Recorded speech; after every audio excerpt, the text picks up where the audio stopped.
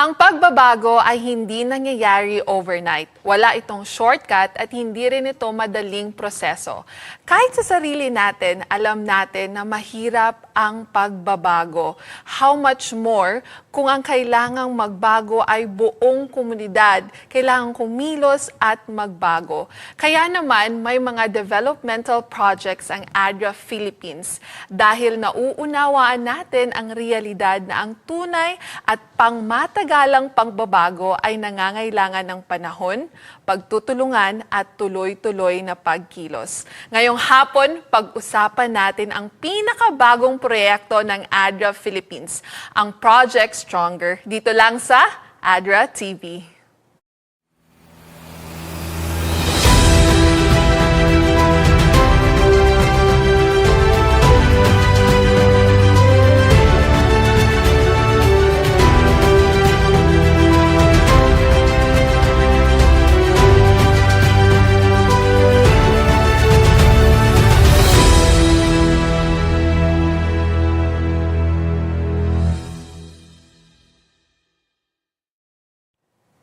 Magandang hapon, maayong hapon, good afternoon everybody. Ayan na live na ang inyong community kachikahan. Welcome to another episode of ADRA TV kung saan sama-sama nating pinag-uusapan ng mga usaping mahalaga sa ating mga pamilya, komunidad at sa ating patuloy na adikain na magbigay ng pag-asa at maglingkod sa kapwa. To start off, I'm your host, Chantel Villavicencio, and I am so happy to welcome everyone watching us today. Welcome po sa inyong lahat. We're reaching you through our local antenna on Channel 25, Parasat Cable Channel 17, and of course, GSAT 37, our nationwide coverage, bringing ADRA TV closer to viewers across Pilipinas. A warm welcome as well to everyone joining us online. Hello po sa inyong lahat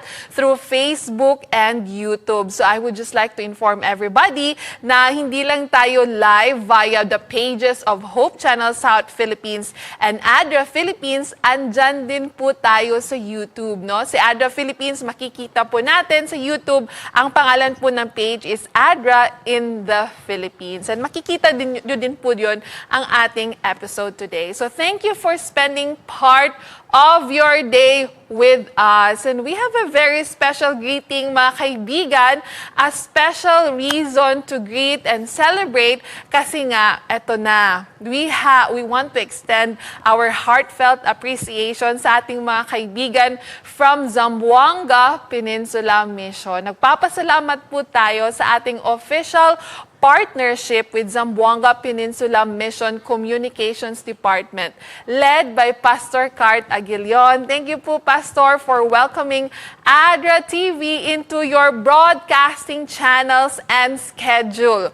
So, ang ADRA TV, mapapanood nyo na din po sa Facebook pages ng Zamboanga Peninsula Mission every Monday, 5 to 6 in the afternoon. And we're really excited din kasi nga si ADRA TV is now reaching even more communities kahit hindi natin nakikita, pwede din siya naririnig, no? Kasi we're also broadcasting sa kanilang AWR or Adventist World Radio Network. So gusto kong i-mention ang lahat na naka-tune in ngayon. Shout out po sa lahat ng nakikinig ngayong hapon. Mahaba-haba po ito. AWR Radio 97.1 Buog, AWR Radio 105 Salug, AWR Radio 89.2 Sindangan, AWR Radio 101.3 Kapatagan, and lastly, hiningal ako doon. And lastly, AWR Radio 101.9 Bayog. So starting this season, last episode, and especially this episode, you can catch ADRA TV every Monday from 5 in the afternoon to 6 in the afternoon through Zamboanga Peninsula Mission's broadcast. So allowing us, mga kaibigan, to connect with even more families and communities across Zamboanga Peninsula. Sa kaya naman sa lahat po ng nanunood, nakikinig across Zamboanga Peninsula Mission. We are so happy to have you with us dito sa ADRA TV. And please stay with us because we have another meaningful conversation, inspiring stories, and important things to talk about today. Kasi nga, ito ang ADRA TV where we connect communities, we share hope, and we inspire action. Mga kaibigan, speaking of Zamboanga, just recently, ang province po ay naka-experience ng pagbaha dahil sa Super Typhoon Inday. And because of your support in our wonderful partnership with Zamboanga Peninsula Mission, nakapag-responde po tayo at nakapaghatid ng tulong sa mga mamayanan or to the community members of the municipality of Imelda. Kaya mga kaibigan, panoorin po natin ang report na ito galing sa Hope Channel, Zamboanga.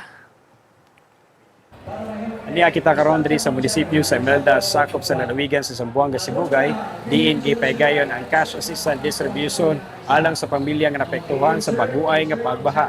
Kini gilangkuban sa pagdumala usab sa Zamboanga Peninsula Mission, ilalom sa Departamento sa Adventist Community Services ug ADRA Philippines kun Adventist Development and Relief Agencies alang sa paghatag o pagtagad o paglaom sa komunidad nga naapektuhan sa maong kalamidad. Kalipay ug paglaom ang makita sa panagway sa mga katawhan sa lumulupyo sa lungsod sa Imelda, Zamboanga, Sibugay, pinaagi sa cash assistance distribution human na sinati ang bagyong Inday. Diin ginatos ka mga puloy-anan ang naapektuhan sa maong kalamidad. Nalipay kay ko kay ngano nakadawat ni o hinabang bilang pag kuan sa mo ang nangalunupan ba na kami na bisag nabahaan mi napagyuday na luoy namo sa pag hatag nila, tagaan po doon ta sila og dugang mga kabuhayan para makapadayon sila o padayon kamo og panghatag sa sama namong nangabahaan. Kay ano ang wala man gid namo mahibaw nga maingon ani among kahimtang diha sa poblasyon Imelda diha sa market nga malunupan mi. Ang tabang pinansal gipasiugdahan kini sa Adventist Development and Relief Agency kun ADRA Philippines uban ang Departamento sa Adventist Community Services sa Zamboanga Peninsula Mission. Ang pag-apod-apod sa maong tabang pinansal gihimo pinaagi sa hapsay nga validation o assessment uban sa kooperasyon sa local government unit ug ang ahensya sa DILG aron masiguro nga ang tabang makaabot sa mga tinuod nga nanginahanglan. Currently, ubay-ubay ang gasuffer karon tungod sa pagbaha. Ubay-ubay ang mga tawong nagsuffer sa calamity nga miigo. Actually, mas taas ang tubig karon kumpara sa mga miagi nga baha. We really appreciate po yung mabtikon nga tabang sama ni ining grupo ninyo sa ADRA Philippines. Nagapasalamat ang local government tungod sa inyong effort nga tabangan ang atong mga katawhan sa lungsod sa Imelda.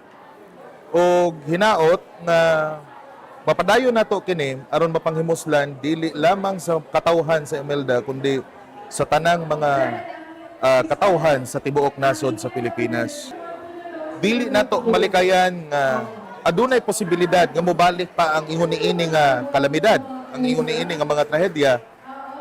Busa ang local government nagaandam og padayon namong i-welcome ang ingon niini nga programa nga inyong gipasundayag diri sa lungsod sa Imelda. 650 ka mga personahe ang nakadawat sa maong tabang o gani gitapos ang pagpanghatag sa may alas 12 sa kaudtohon Hulyo 20 ning tuig 2026 uban ang hapsay o kalinaw kauban ang tibok pwersa sa mga magbubuhat sa lungsod sa Imelda o kaumahan sa Zamboanga Peninsula Mission.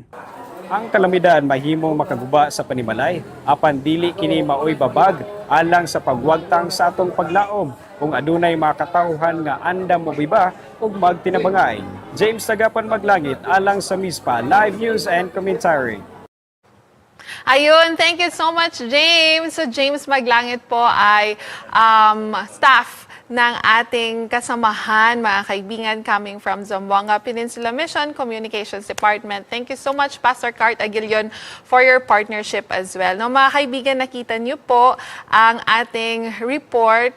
Though it was in Bisaya, hopefully naintindihan naman natin kung ano po yung mensahe na gusto nating iparating because of your support, your donation to ADRA Philippines sa kapaghatid po tayo ng tulong.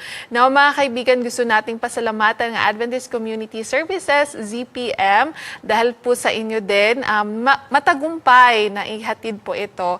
And aside from the cash assistance that was received, nakapag-psychological first aid din po tayo sa ating mga community members or sa ating mga survivors na naging apektado ng flooding because of Super Typhoon Inday. So again, maraming salamat po. And to everybody, do continue supporting ADRA Philippines para marami pa din po tayong ma-reach. Ayan, sige po. At syempre, mas magiging makabuluhan ang ating kwentuhan ngayong araw dahil kasama natin ang isang taong patuloy na nakikibahagi sa pagpapalakas at pagpapaunlad ng mga komunidad. Ang ating makakasama ngayong hapon, mga kaibigan, ay si Miss Love Alvar.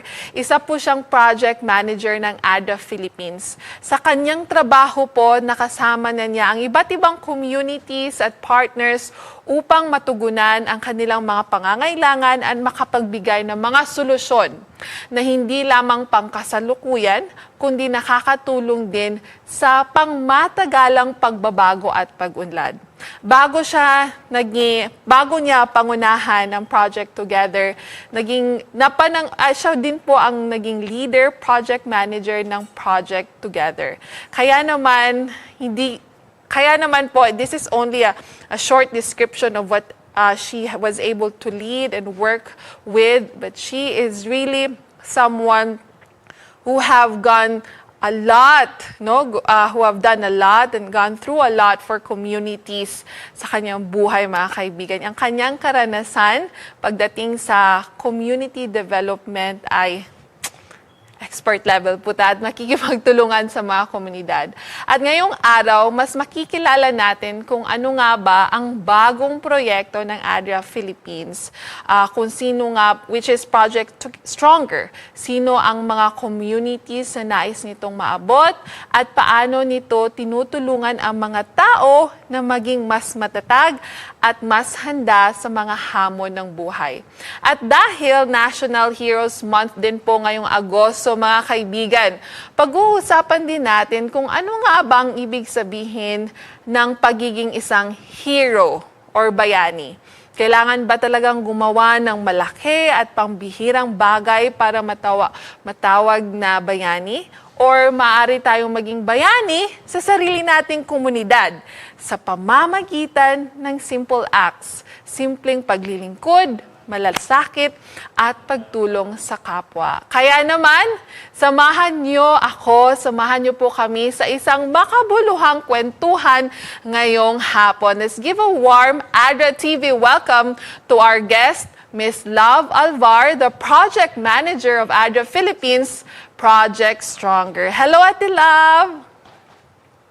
Hi, good afternoon, San. And Ayun. good afternoon sa lahat po ng Kayo mga po. nakikinig ngayon at nakikinood po sa ADRA TV. Ayun. Thank you, Ate Love, for gracing our program once again. Ate Love is, hindi po siya bago, no? Ate Love, no? For many times already in the past, nakausap na natin si Ate Love from Projects Together, and now, Project Stronger. Ate Love, I'd like to ask if you would like to greet anyone, our team, our family. Si Ate Love ay mga kaibigan. She's from Cagayan de Oro City as well. Yes, well, I'd like to greet my family in Cagayan de Oro and also our team here in Camps who are also watching the live. So, hello. Hello sa lahat. Good afternoon. Thank you, Ate Love. Now, Ate Love, for our viewers who may not be familiar with it, pwede niyo po bang sabihin sa amin, ano po ba ang Project Stronger? What is it all about? And ano po bang mga communities ang gusto po nating ma-reach through this project? Well, Stronger, siguro let's spell it out. No? It stands, Stronger actually stands for Stronger Resilient Health System for Sexual and Reproductive Health and Rights, or SRHR. So ito yung tinatawag na SRHR.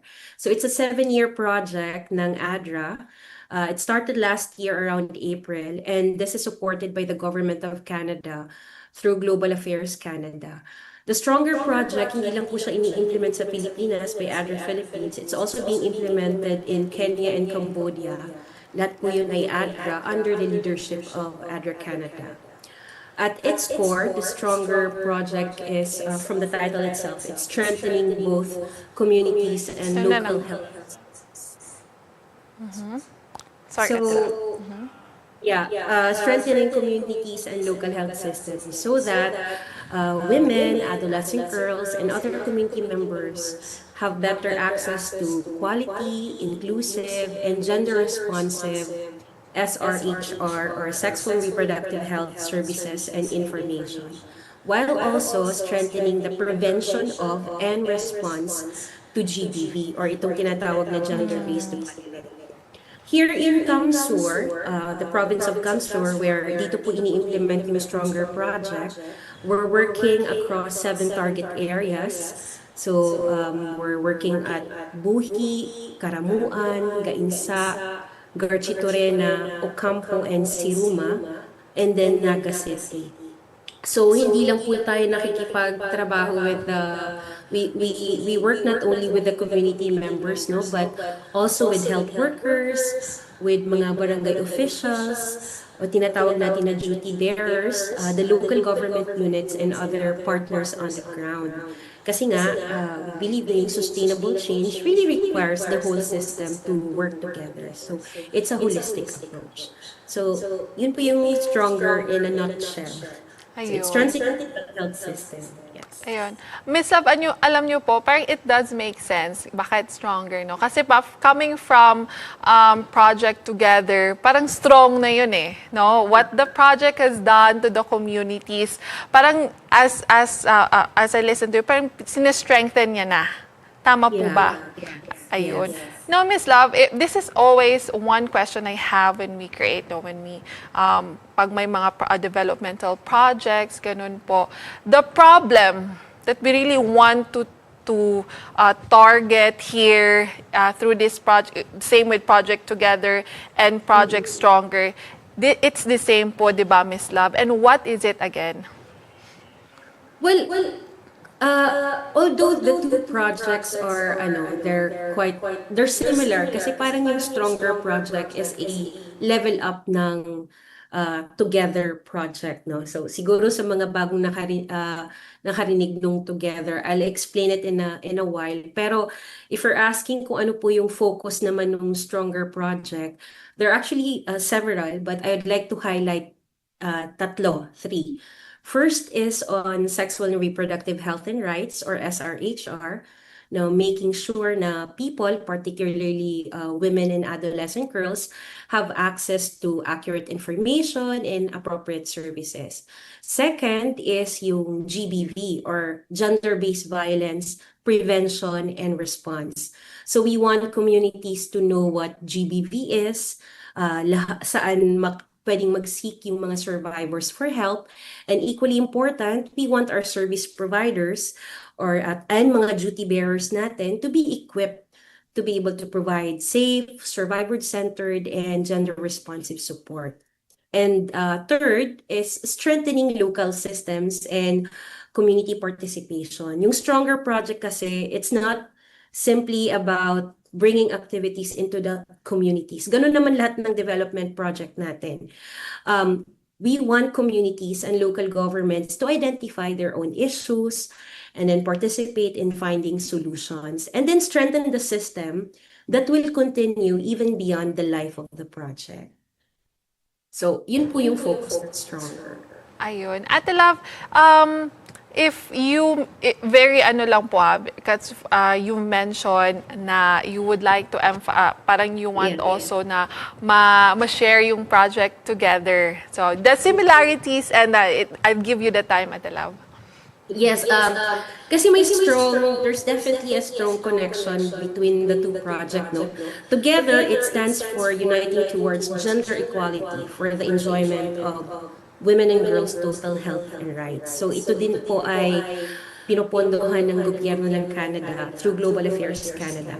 And actually, we are on the final year of the project. So it's about to end, no? At nasa second year naman ng project yung Stronger. So both project, yes, both projects which also I am managing, Wow! Together and Stronger, both the projects put women, adolescent girls, gender equality, SRHR, and community participation at the center of the work. So, parehas po ng proyekto ay nire-recognize na yung lasting change cannot happen through awareness alone. So, we have to work with families, with communities, health providers, local governments, and other institutions. So, one important difference is that Stronger places a stronger emphasis on strengthening the health system itself. No, yung pag-build ng capacity ng mga health workers and community health volunteers, ma-improve yung mga linkages and mga referral mechanism, and also to strengthen the local, na paano yung local system respond to SRHR and gender-based violence. So in many ways, we are also able to carry forward yung mga lessons na natutunan natin from the Together project. So ngayon, we know better now what works, what communities respond to, and bakit yung local ownership is very important. So, the Stronger project gives us an opportunity not to simply continue the work, kasi nga patapos na din siya, and nile-level up na natin siya through the Stronger project, but also to deepen it.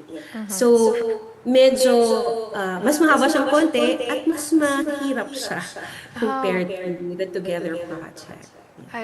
Ate Love, I'd like to catch when you said mas mahirap siya. In what way, Ate Love?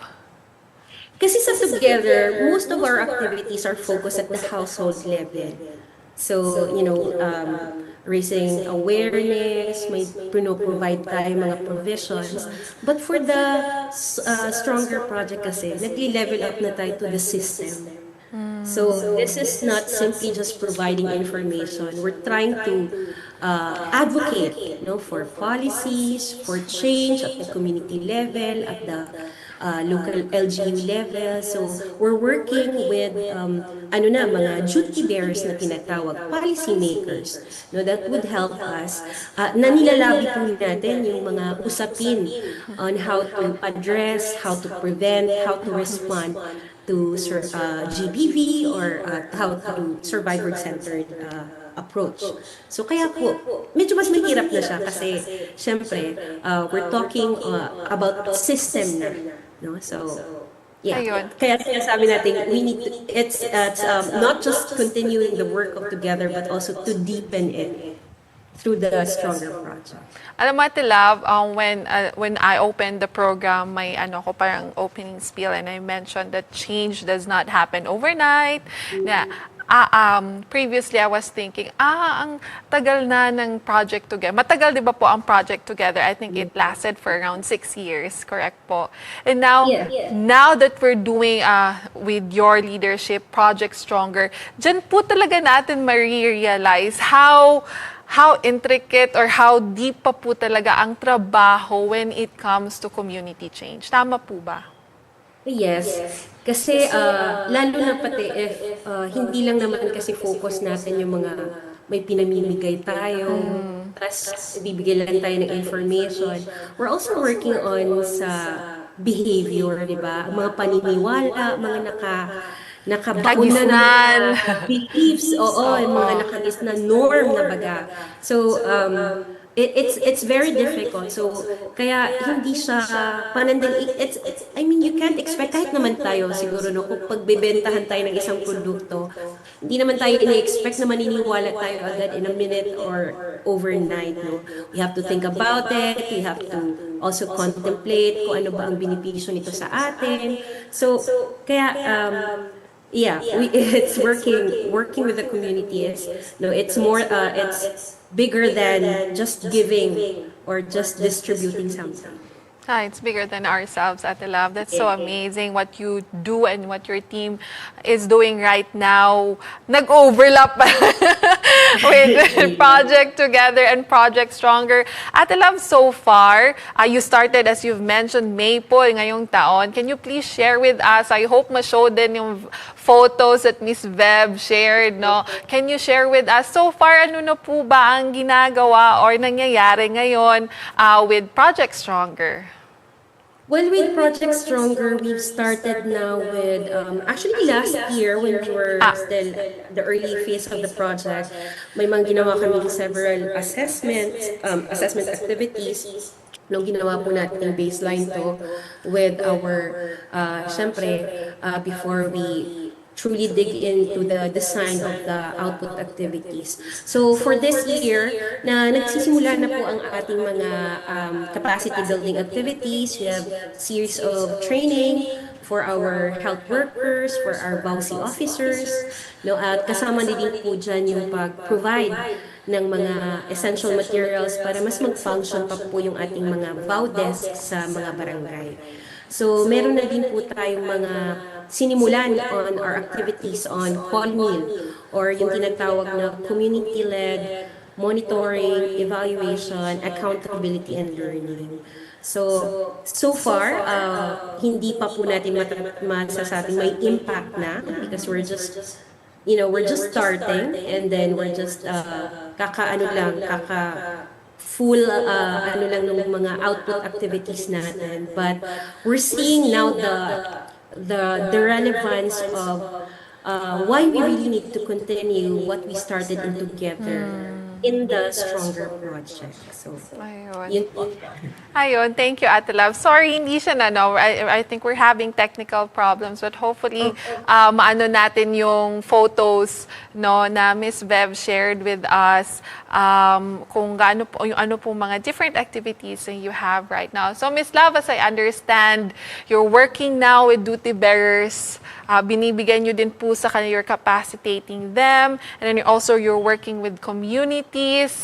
Wow, big work for our team in Camarines Sur. Ate Love, if there's one thing para po sa inyo ngayon, especially now we're also celebrating po National Heroes Month po, I would just like to ask you, ano po ba yung ibig sabihin ng hero as a humanitarian worker in connection with everything that you're doing and what your team is doing right now there in Camarines Sur? Well, for me kasi, being a hero doesn't always mean doing something extraordinary. So sometimes it's simply choosing to show up when somebody needs you.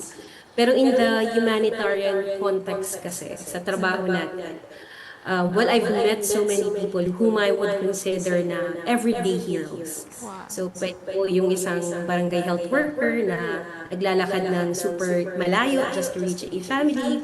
Could be a volunteer na binibigyan nila ng oras. You know, they give their time without expecting recognition.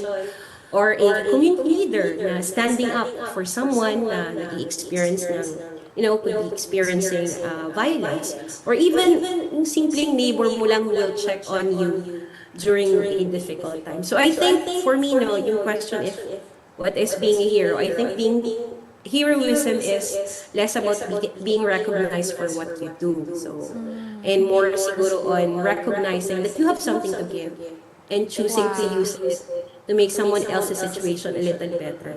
Walang difference on being a humanitarian worker and being a non-humanitarian worker. I think ang ano lang sa atin, ang swerte sa atin is because we were given the opportunity to be that. Pero regardless naman, it doesn't, like I said, it doesn't always mean that you have to do something extraordinary for you to be. Ayun, that's profound, Ate Love. No, minsan kasi we imagine na we have to do this, or do that to be able to call. No, we did something big or heroic for somebody else. But as you mentioned, na in the communities that you're serving for, na you see heroes every day. Tama po ba? Yeah. You Yes. see Oo. yung hindi sila nakikita or hindi sila parang nanu-news, but they're doing something for their community na impactful din po siya. Now, Ate Love, I would like to ask you, how many years na nga po kayong nagsiserve as humanitarian worker? I started responding to Typhoon Pablo. Was that 2012 ba yun? Oo, parang tapos- kasunod siya ng Sendong yung Pablo, I do remember. Yes, tapos so paano ba yan? So it's more than a decade. It's more than a decade. Kasi in ADRA Philippines alone, I'm already 10 years na po ako sa ADRA Philippines for development project. But before I joined ADRA Philippines, I was with several international NGOs responding during humanitarian emergencies. Baguio, armed conflict. So I've been in the Yolanda response, also with the Zamboanga siege, and saan pa ba? I was nung nasa ADRA na ako, I had emergency. So more than a decade na din. Ayun. Yung pinagdaanan din. At love, more than a decade. Nung napasok ako sa ADRA, I saw na, alam ko maraming problema sa mundo Bago ako napasok sa ADRA, alam ko maraming problema. Pero nung napasok ako sa ADRA, ang dami po pala talaga. Now, we see difficult situations. We have to be in difficult situations. Minsan nga, naghahanap tayo ng problema talaga kasi hindi siya very vivid minsan yung problema sa community. Minsan talaga, we have to investigate and we have to assess what kept you going, what kept you, your team, the people that you know, especially your team with Together and now with Stronger, to continue serving and helping communities, especially po in difficult situations. I think what keeps us going is yung nakikita natin yung mga communities na we're working with gradually realize their own capacity. Kasi, of course, there are difficult days in humanitarian work. Sometimes, yung resources are limited. Di ba sabi mo nga, you've seen all, when you join, maraming problema ang nakita mo, no?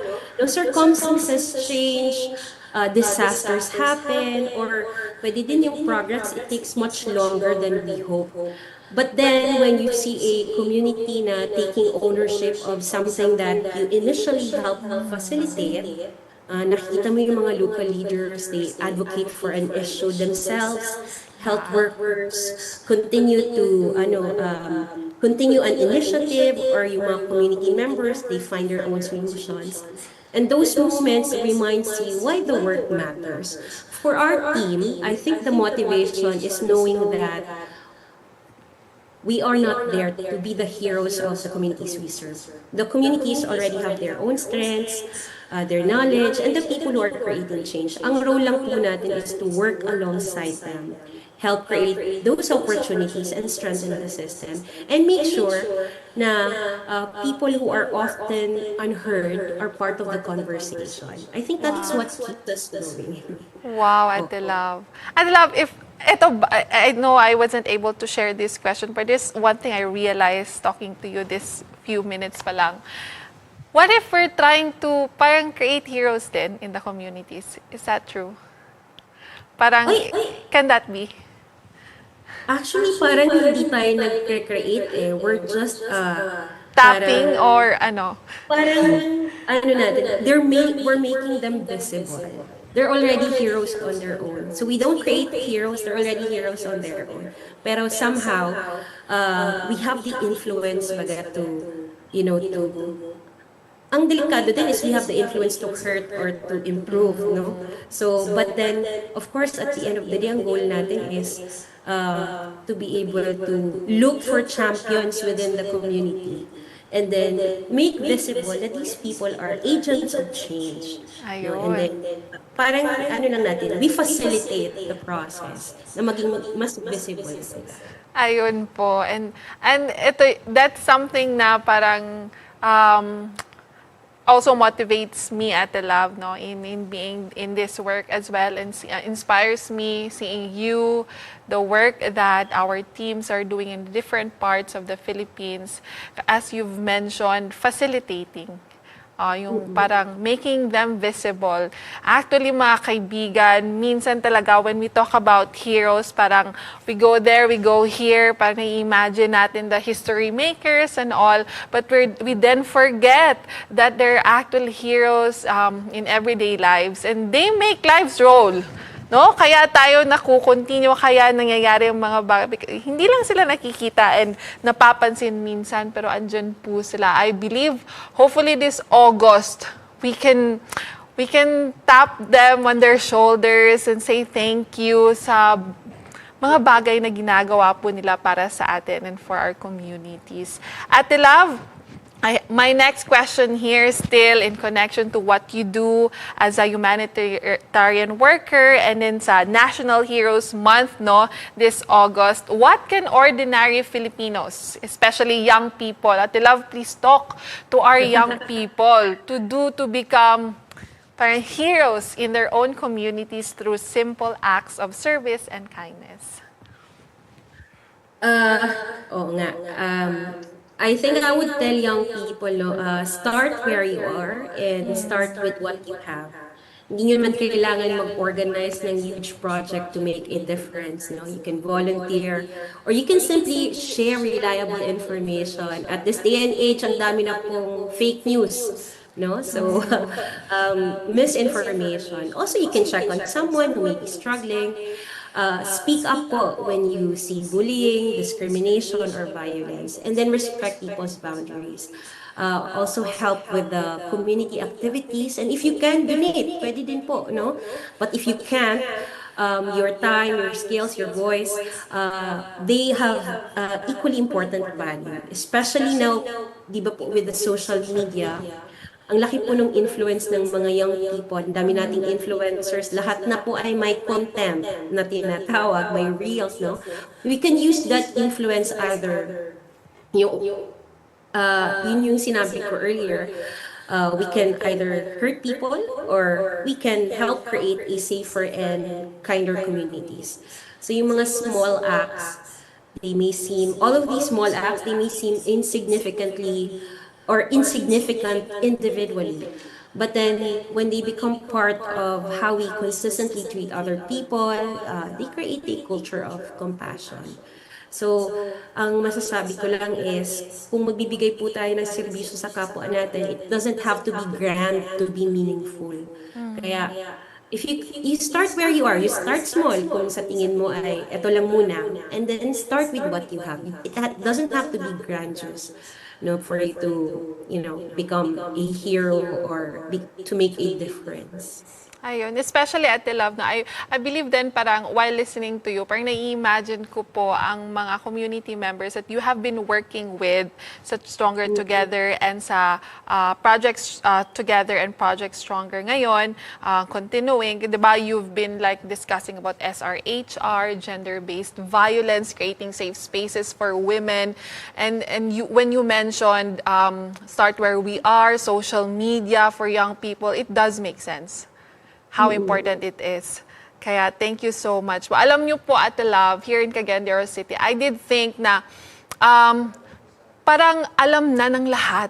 No, parang parang may mga minsan I thought parang alam na nila na dapat hindi yan gawin or dapat hindi. But ano pala, no. It's not given. We have to work for. I really do hope nga yung project nyo, Ate Love, would really go places pa. Kahit dito sa Cagayan, it's happening. There are a lot of girls and women who's losing the opportunity to have that freedom to live and to choose the life that they can have for themselves. Kung yung project nyo po ay nandito. No, pero I would like to mention now, we have to rally together with the young people, with everyone now, and go against this. Would you like to elaborate on that, Ate Love? Yes, I think isa siguro sa gusto kong, kasi the project only is, it's just a small part of the Philippines na nandito. Kaya nga, we're doing a lot of awareness raising, advocacies online through Aramon Munelle, Yes. the Facebook page of the project. Um, yung simple lang na, when you mentioned earlier, at akala natin alam nila, actually, alam nila, kaya lang they don't have the resources to be able to apply those knowledge. Minsan kasi they know but they don't know what will be the benefit of it sa kanila or how can they apply it simply to themselves kung meron naman silang limitadong resources. And resources doesn't necessarily mean money. Pwedeng knowledge, pwedeng a safe environment or an enabling environment to be able to apply that knowledge. So, madami po siyang factor, no? But, isa po sa siguro na gusto kong i-encourage and i-empower, lalong-lalo na po ang mga kabataan is to speak out, be part of the conversation. As simply as that, ang laki-laki na pong impact nun.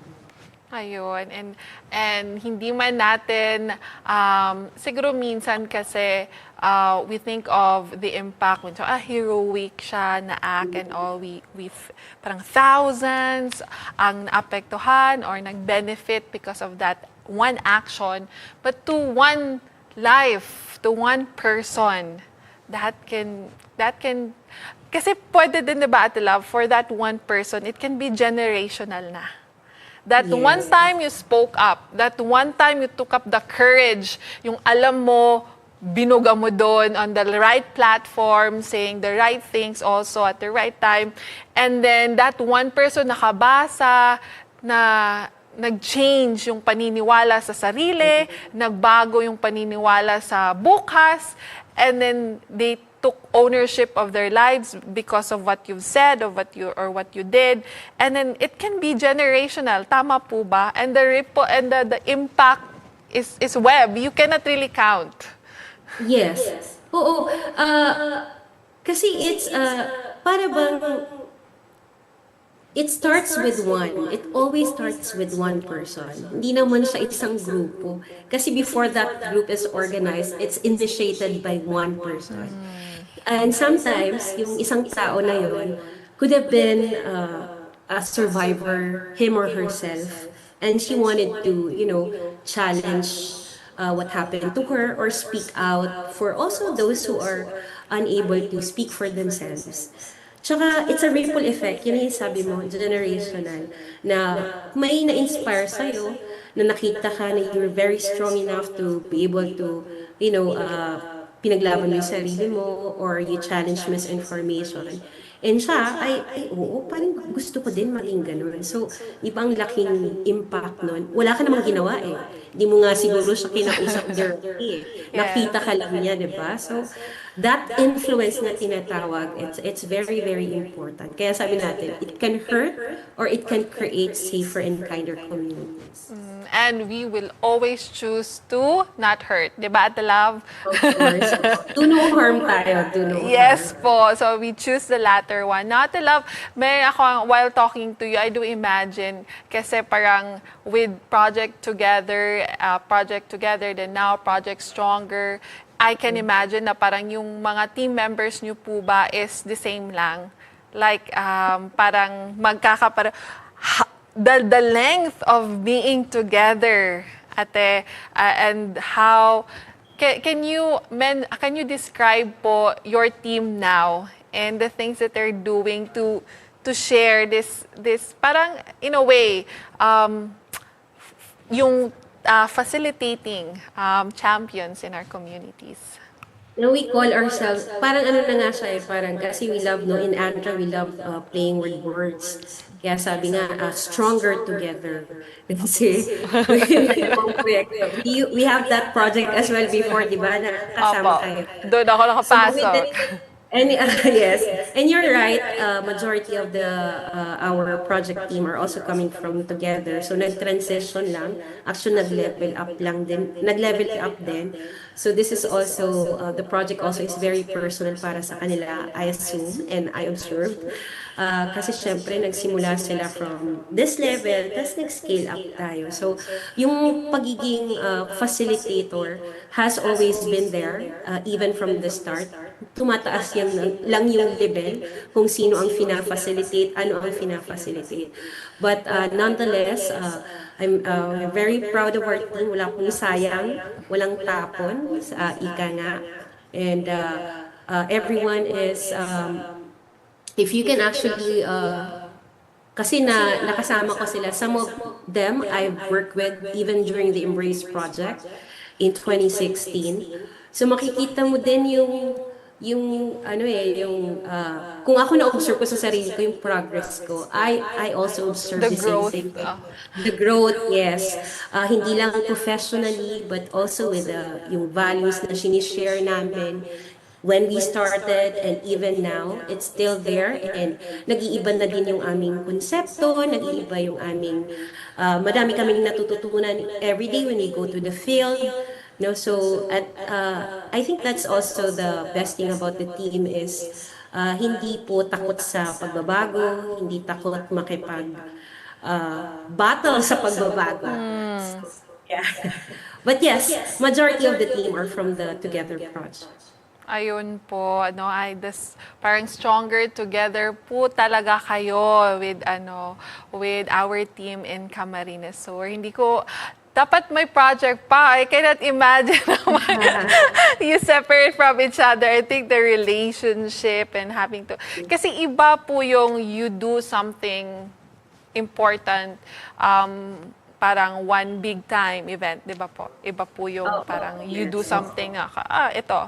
But iba din yung you do something important for like 5 years and 6 years. I can only imagine na parang may iba, okay, parang may energy gap or parang may pinagdadaanan, but another team member would pull each other. Parang nai-imagine ko po din yan na dynamic. Kasi we are talking about here parang yung pagiging bayani, but 'di ba po, iba din yung parang one time lang at iba din yung you do actually do it for years. Sabi pa nga nila, slowly, gradual, but yung impact naman nun ay long-lasting. Ayun. Thank you, Ate Love, for sharing with us. No, I'm actually excited for what's about to come, especially with Project Stronger, for our communities and for our community, and then sa din po sa inyong team and with your leadership. Now, this would be my last question, Ate Love. Finally, paano po ba namin masusuportaan? No, we have listeners sa radio ngayon, sa Zamboanga. We also have viewers all over the world, all over Philippines. Paano po ba natin masusuportaan ang Project Stronger? How can we involve ourselves in this project kahit nga wala kami doon sa Kamsur? Well, one very important way po para makasupport tayo sa Project Stronger at sa mensahe po na gustong mangyari ng proyektong ito is to be simply be part of the conversation. Learn about your sexual and reproductive health and rights. Tulungan niyo po kaming i-challenge yung mga misinformation, yung mga harmful na gender norms. Let us all speak out against gender-based violence. Know the services available in your community and then help people connect them to them when necessary. And then kung may oportunidad po for community consultations, mga activities or any advocacies, please mag-participate po kayo. That's already a big thing to be part of itong gustong mangyari ng Stronger Project. And then to our partners and communities, we also encourage you to continue working with us, of course, because Stronger was never intended naman to be something that ADRA does alone. Hindi lang naman to ginagawa lang natin, no? Kasi naniniwala tayo na for change to last, it has to belong to the community. And ngayong National Heroes Month, perhaps my message would be simply, we don't have to wait po para we don't have to wait for extraordinary circumstances for us to do something meaningful. Marami pong oportunidad to serve around us every day. Sometimes it could be through our profession, sometimes through volunteering, and sometimes it is simply choosing kindness, courage, or compassion when somebody needs it. So hindi naman po lahat ng bayani will have a title. Yung nga na-mention mo earlier, may uniform or a story that gets told. Sometimes a hero is simply someone who sees a need and chooses not to look away. Yun yung very important. Nakita natin and we don't just leave it there or and look away. Wow, Ate Love. Alam mo, Ate Love, every after episode, ano kami yung quotable quotes. Parang ang dami nun, Parang, parang hindi posting lang, no? But yeah, choosing not to look away, that's something for me, no? Minsan kasi, choosing to be in a position na maging uncomfortable ka, na interrupt yung schedule mo ngayong araw. Kasi doon, yun yung mga circumstances, di ba, Ate Love? Yun ang mga times na we can serve actually. Yung may schedule tayo at saka biglang, oy, may nangangailangan or may something that needs to be done and I would choose to set aside the things that I would like to do, I would to have, then for this specific moment where I can serve. So ayun po, that's something na hopefully sa lahat po ng nanonood ngayon, our viewers, I am encouraging you to re-watch this episode and let's take down notes how we can be inspired again. I'd like to take note that we are also on YouTube, in YouTube mga kaibigan. Kasi sa Facebook page, nawawala yung live no? After a month, 30 days, I think. So YouTube, go to YouTube so that you can re-watch this episode. Ate Love, thank you so much. I would just like to ask, can you please share about Aramon Nene? Yes, please. We have a Facebook page for both the Together and the Stronger project. It's actually, isa din po itong advocacy page ng ADRA Philippines. It's called Aramon Mo Nene. It's a local, in Bicol, it means parang alamin mo, nene. So, you must know, girl. So, there po makikita niyo po ang aming mga digi-posters, mga publication materials, information on SRH or GBV. Tsaka meron din po kaming live podcast or live program every Sunday from 10:30 a.m. to 11 to 12 in the afternoon. So, nag-iimbita po kami dyan ng mga subject matter experts, mga community members to speak out to speak about topics related to women, to advocacies, to addressing gender-based violence and a lot more. So, inimbitahan po namin kayo na sana po ay mapagbigyan niyo po ng isa't kalahating oras to be able to hear, ang sabi pa nga namin, matuto, manalo, and kasi meron siyang question of the day. So, if pag tama yung sagot mo, you'll receive 500 pesos worth of grocery voucher. However, if you're outside Bicol, hindi po namin makikita yun. Sige po, itry mo na lang itry po namin dito sa ADRA TV. Yes, baka pwede. Yung ADRA TV na lang. Kasi, so, specific siya for... specific po siya for Bicol region, yung voucher na 500 pesos. Yes, kasi local grocery store siya around here. So, hirapan po kaming magpa-LBC nun. Yes, but ang mas importante naman, bigger value than the 500 is the information po na, the knowledge na matutunan niyo po.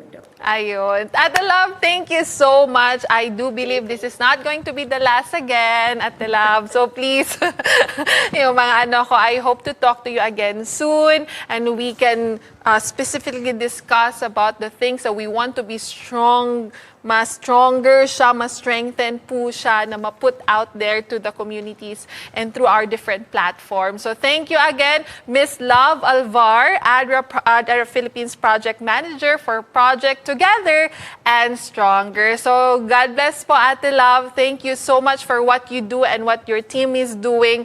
So ingat po kayong lahat. Thank you po, Ate Love. Thank you so much. Thank you, John. Thank you.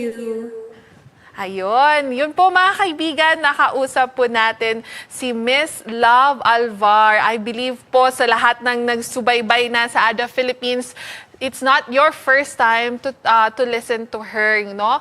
She is that one person na I do consider po talaga na she inspires me po talaga to do better and to be more in what I'm doing po. The work that she's doing is not just nationally parang acknowledged and appreciated, but internationally po throughout the different international organizations because of the work that she does. So let us continue to include in our prayers our team in Camarines Sur. Ayan po, mga kaibigan, ayan na ang parang ang chikahan natin talaga, ano lang, no, madali lang talaga pag we go deeper into subject matters or mga discussions that inspire us to do more. At dito po nagtatapos ang ating kwentuhan ngayong araw. Again, maraming salamat Ate Love sa pagbabahagi sa amin ng inyong kwento, inyong karanasan at higit sa lahat ng iyong puso para sa paglilingkod sa mga komunidad. Sa ating mga viewers at listeners, sana po ay may napulot kayong inspirasyon sa ating pag-uusap ngayong araw dahil ang pagiging bayani ay hindi lamang po nasusukat sa laki ng ating ginagawa. Minsan po talaga nagsisimula ito sa maliliit na kabutihan, simpleng pagtulong at pagkakaroon ng malasakit sa kapwa. Ngayong National Heroes Month, naway maalala po natin na lahat tayo ay may kakayanan, no? May kakayahang maging bahagi ng pagbabago sa ating pamilya, sa ating komunidad at saan man tayo naroroon. Tulad nga ng layunin ng Project Stronger, sama-sama nating palakasin ang ating mga komunidad, magbigay ng pag-asa at lumikha ng pagbabago na pangmatagalan. Ayun, no? Long-term, pangmatagalan. I'd like to say thank you to our partners, Hope Channel South Philippines and Hope Channel Zamboanga Peninsula Mission, ang ating nakikinig ngayon sa radyo, and to everybody. Muli, maraming salamat po sa inyong pagsubaybay dito sa ADRA TV.